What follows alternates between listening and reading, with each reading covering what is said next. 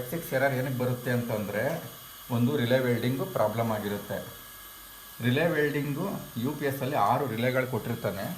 ಅದೇನಾದರೂ ವರ್ಕ್ ಆಗಲಿಲ್ಲ ಅಂದರೆ F6 ಎರರ್ ಬರುತ್ತೆ. ಒಂದು ವೇಳೆ ರಿಲೇಗಳೆಲ್ಲ ಚೆನ್ನಾಗಿದ್ದು F6 ಎರರ್ ಬರ್ತೈತಿ ಅಂತಂದರೆ ನಿಮ್ಮ ಸ್ವಿಚ್ ಬೋರ್ಡಲ್ಲಿ ಒಂದು ಅರ್ಥಿಂಗ್ ಪ್ರಾಬ್ಲಮ್ ಆಗಿರುತ್ತೆ, ಇಲ್ಲಾಂದರೆ ನ್ಯೂಟ್ರಲ್ಗೆ ಪೇಸ್ ಕನೆಕ್ಟ್ ಆಗಿರುತ್ತೆ, ಪೇಸ್ಗೆ ನ್ಯೂಟ್ರಲ್ ಕನೆಕ್ಟ್ ಆಗಿರುತ್ತೆ. ಅದನ್ನು ಸರಿ ಮಾಡಬೇಕು.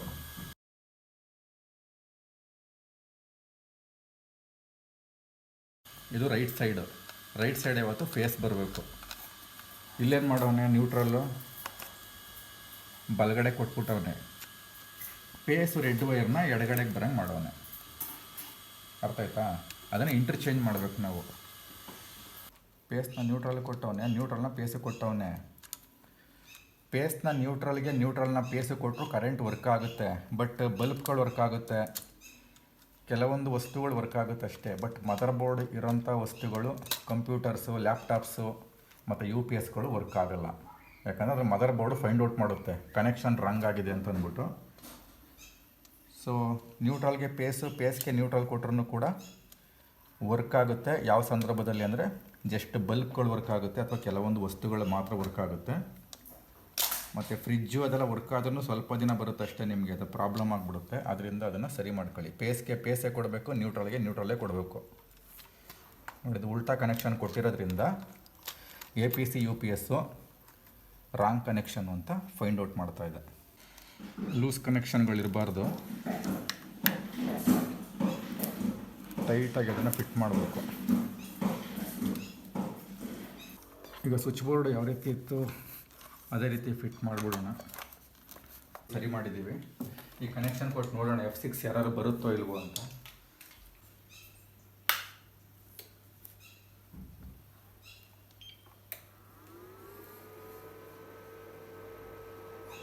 ನೋಡಿ, F6 ಯಾರು ಬರಲಿಲ್ಲ. ಈಗ ಫೇಸ್ಗೆ, ನ್ಯೂಟ್ರಲ್ಗೆ ಕೊಟ್ಟಿದ್ದಕ್ಕೆ ಕರೆಂಟ್ ಮೋಡಲ್ಲಿ ರನ್ ಆಗ್ತಾಯಿತ್ತು.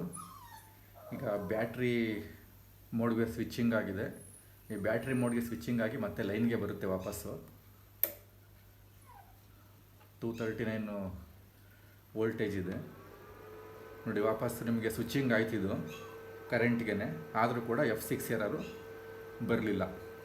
ಇನ್ನೊಂದು ಸಲ ಆಫ್ ಮಾಡಿ ಟ್ರೈ ಮಾಡೋಣ. ಬ್ಯಾಟ್ರಿಗೆ ಸ್ವಿಚ್ಚಿಂಗ್ ಆಗುತ್ತಾ ಅಂತ ನೋಡೋಣ. ಡೈರೆಕ್ಟ್ ಕರೆಂಟ್ ಡಿಸ್ಕನೆಕ್ಟ್ ಮಾಡ್ತಾ ಇದ್ದೀನಿ ನೋಡಿ. ಇಮಿಡಿಯೇಟಾಗಿ ಬ್ಯಾಟ್ರಿಗೆ ಸ್ವಿಚ್ಚಿಂಗ್ ಆಯಿತು.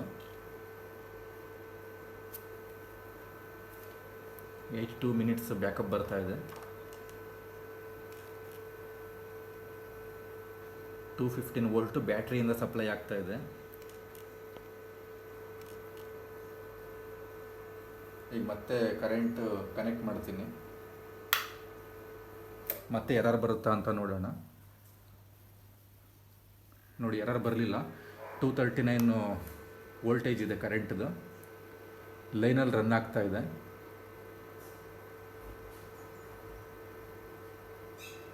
ಸೊ F6 ಎರರ್ ಬರಲಿಲ್ಲ. ಸೊ ಮೊದಲೇ ಹೇಳ್ದಂಗೆ ರಿಲೇ ವೆಲ್ಡಿಂಗಿಂದ F6 ಎರರ್ ಬರುತ್ತೆ APC UPS ಅಲ್ಲಿ. ಇಲ್ಲಾಂದರೆ ಫೇಸು ಮತ್ತು ನ್ಯೂಟ್ರಲ್ಲು ಇಂಟರ್ಚೇಂಜ್ ಆಗಿದ್ದರೆ F6 ಎರರ್ ಬರುತ್ತೆ. ಒಂದು ವೇಳೆ ಅದು ಏನಾದ್ರು ಪ್ರಾಬ್ಲಮ್ ಆಗಿತ್ತು ಅಂದರೆ ಒಂದು ಸಲ ಅರ್ಥಿಂಗ್ ಸರಿ ಮಾಡ್ಕೊಳ್ಳಿ. ಅರ್ಥಿಂಗ್ ಇಲ್ಲದಾದ್ರೂ UPS ಓಡುತ್ತೆ, ತೊಂದರೆ ಇಲ್ಲ. ಬಟ್ ಮೇನ್ ರೀಸನ್ನು ರಿಲೇ ವೆಲ್ಡಿಂಗಲ್ಲಿ ಪ್ರಾಬ್ಲಮ್ ಆಗಿದ್ರೆ ರಿಲೇ ವೆಲ್ಡಿಂಗ್ ಎಲ್ಲ ಚೇಂಜ್ ಮಾಡಿಸ್ಬೇಕಾಗುತ್ತೆ ನೀವು, ಅದೇನಾದ್ರು ಸುಟ್ಟೋಗಿದ್ರೆ.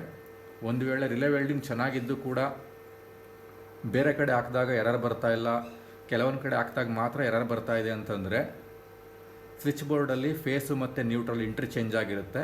ಆ ಇಂಟರ್ಚೇಂಜನ್ನು ಸರಿ ಮಾಡ್ಕೊಳ್ಳಿ. ಲೆಫ್ಟ್ ಸೈಡ್ಗೆ ನ್ಯೂಟ್ರಲ್ ಬರಬೇಕು, ರೈಟ್ ಸೈಡ್ಗೆ ಫೇಸ್ ಬರಬೇಕು. ಅದನ್ನು ಸರಿ ಮಾಡಿದ್ದೀವಿ. ಈಗ ಎರರು ಸಾಲ್ವ್ ಆಗಿದೆ. Thank you.